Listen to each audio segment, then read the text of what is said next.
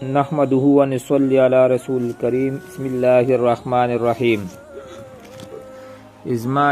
عزتمندو مسلمانانو، نن سبا چې دا کوم عذابونه په موږ باندې راغلي دي، نو د هغې د ټولو نه غټه وجه زموږ ګناهونه دي.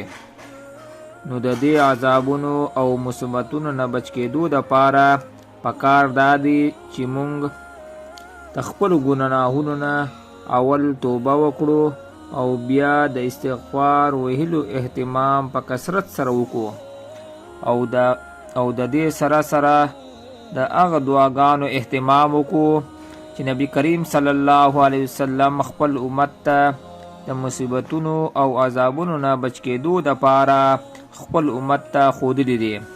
هغه دعاګانې دا دي. اوله دعا دا ده، مختصر دعاګانې دي. اوله دعا دا ده: اللهم انی اعوذ بک من التردی والهدم والغرق والحریق واعوذ بک ان یتخبطنی الشیطان عند الموت واعوذ بک ان اموت فی سبیلک مدبرا واعوذ بک ان اموت لدیغا. دویمه مختصر دعا دا ده: یا حی یا قیوم برحمتک استغیث.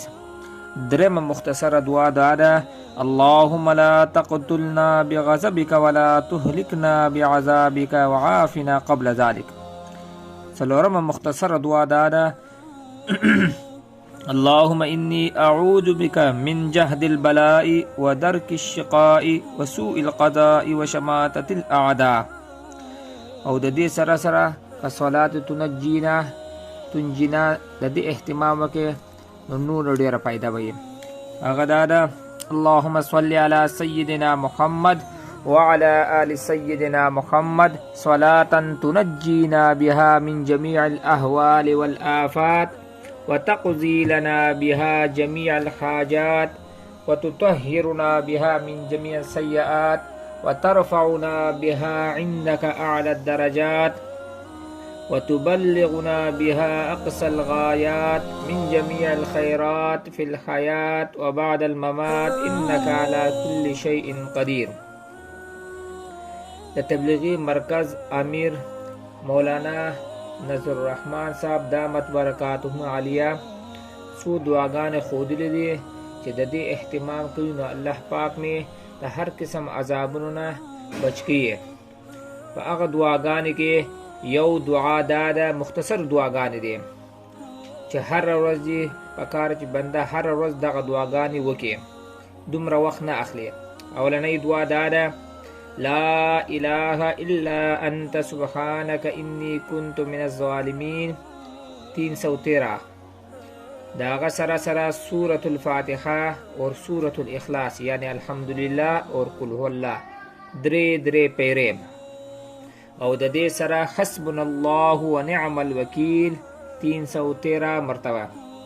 د دې سره یا حی یا قیوم یا حی یا قیوم 41 پیرې. د دې سره آخري دعا دار: فدعا ربه انی مغلوب فانتصر 313 مرتبه. که زمونږ سره ملګرتیا کول غواړئ نو اول به تاسو داسې وکړئ چې زمونږ چینل سبسکرایب کړئ.